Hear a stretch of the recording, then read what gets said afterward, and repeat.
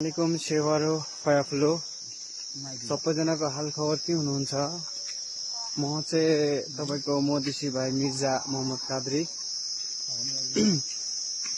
म चाहिँ first time यो नेपाली ल्याङ्ग्वेजमा ब्लग लिएर आउँदैछु र जति पनि भ्युअर्सहरु हुन्छ नेपाली अनि मोदिसीको जति पनि भ्युअर्सहरु हुन्छ प्लिज अलिकति सपोर्ट गरेर अगाडि बढाइदिनुस्। First of all like comment फेसबुकमा देखे पनि फलो अनि युट्युबमा देखे पनि सब्स्क्राइब गरिदिइराख्नुहोस्। र म चाहिँ फेरि लामो नेपाली ल्याङ्ग्वेजमा भिडियो बनाउन सक्दिनँ किन भनेपछि म चाहिँ मधेसको सबैजनाले फेरि नेपाली बुझ्नु हुँदैन र त्यसको लागि म यो खास गरेर यो ब्लग चाहिँ लिएर आएको सिक्किमको लागि।